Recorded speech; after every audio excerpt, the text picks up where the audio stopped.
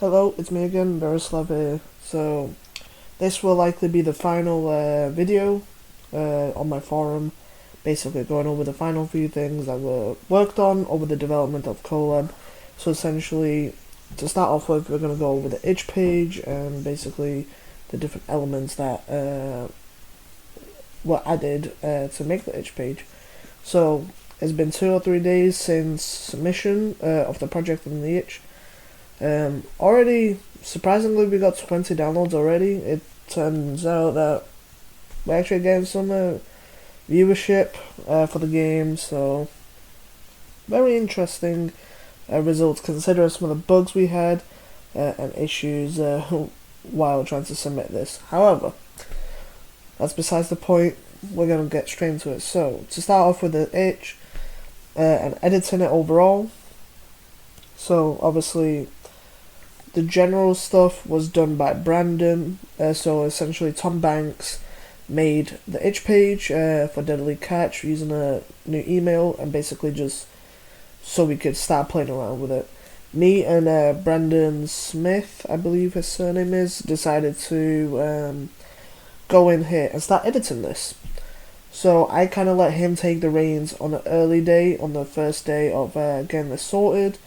So he spent the time basically putting the title in, URL, a very short description of the game, classification, what kind of project it is, release status, pricing, stuff like that essentially. So he ended up adding the little description at the start and he started doing the features element. He didn't have time to finish it, so I took over the day after. So after that, I finished off the features menu and I added a control table for mouse and keyboard and controller for the Xbox, with then a mini credit scene segment for the development team, covering concept art, game programming and game design, and then saying who the leads were for the project, and so on. So that was the easy section, essentially, and essentially getting that sorted. Now, as for the cover image, I decided to go with the 7 Days of Sea. It's a beautiful concept art made by Corey Harris. Loved the concept art for this, and we thought it just works for the game. Now, one of the promotional images that we have for the game, this was created by Chelsea Menton. Really great piece here, showing the eel gun, my personal favourite, firing into the horde of fish monsters. Now, because of the sound effect, I like to call that the razor gun, basically giving haircuts to the fish monsters. But essentially, we then use some of the early concept art we had for the promotional stuff. And then I created a series of GIFs, one for each mechanic, since there's a limit of 5 things that you can have. So I showed one for the inventory system, fishing system, and then obviously the shooting bit. Now, the gameplay trailer was added by Tom Banks. This is his updated version. Now, since I haven't edited this, we should be good to go. So now when I go to view page, obviously, before that, also, Brandon of the genre completely forgot to cover this, and the taglines were also done by Brandon. Now, the game was added onto the itch by Charlie Flockhart, so he uploaded the final version of the game. Now, as for the page itself, this is our itch page for the 7 Days at Sea, Deadly Catch. So initially the color scheme was very off. It was a light blue with a bright red. Obviously, the thumbnail shot and then the background, that was done by Brandon. However, the light blue with the light red was also done by Brandon. And then we actually found out that Brandon's colorblind, so it didn't mix well. So I basically retweaked it a bit just so it's a little easier on the eyes, going with a darker shade of like a bluey purple colour with just white. I just thought it looked a lot cleaner that way and actually suited the background of the game. So that's what we went with. So as you can see, this is what the page looks like updated, and actually what the viewers will see. Now the trailer is here, so I will actually use this as a comparison when I'm going over my trailer, which is the next bit. So, trailer. Now, I'm no expert when it comes to making trailers. To be honest, I'm quite bad at it. I've got about 3 hours experience in Premiere Pro, so I basically know nothing. I've used it once or twice over the last 3 years. So essentially, we were running low on time, so I didn't have much to do in the last 2 days or so. So I just quickly cooked up a very basic trailer that we could use as a backup in case Tom Banks didn't have time to make his. So I've kept it short, 48 seconds, nothing too crazy.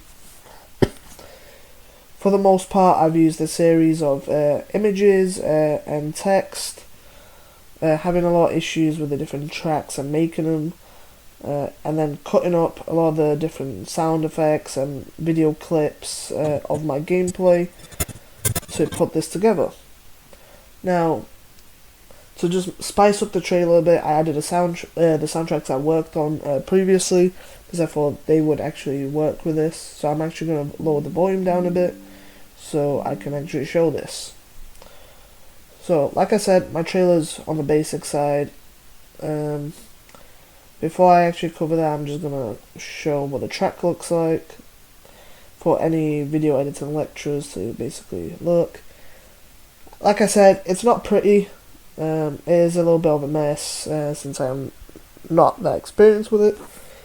Adding very basic fades and changing opacity just for simple transitions basically, and then obviously the track, which was then nested and then rendered and replaced, I believe, to make into one soundtrack. But anyway, now I'm going to increase the size of this so we can actually see it a lot better. So basically this was my trailer, very basic, nothing too crazy.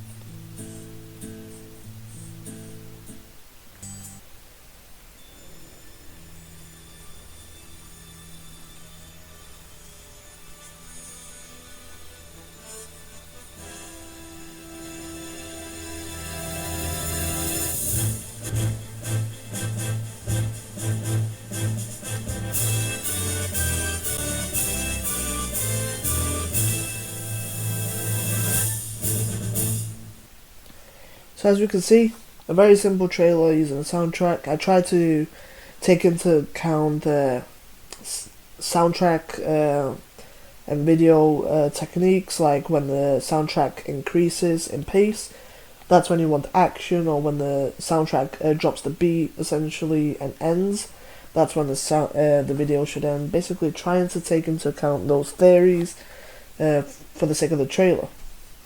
Now, obviously, it was very simple, nothing crazy. Now, comparing it to what Tom did essentially with his, he also kept it very simple. So let me just play this properly. So he actually knows a little bit about video editor software, actually editing the Welcome thing to 7 to Days drop. at Sea. Spend your mornings fishing on the ocean for guns. He also decided to do a voiceover, which I personally didn't even consider when making this. A very interesting take on a trailer. Compared to the other Call-Out games I've seen, no one's actually done a voiceover from what I remember currently on the itch. So it's interesting that Tom went down this route. However, it works. Try and get as many as you can, because you'll need them. In the afternoon, you can customize your loadout using the weapons and upgrades that you fished up in the morning.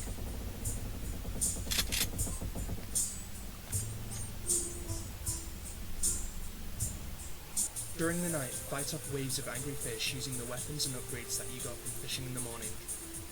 Your boat has been damaged, so it will take 7 days before you can reach land. So, Can you survive 7 days at sea?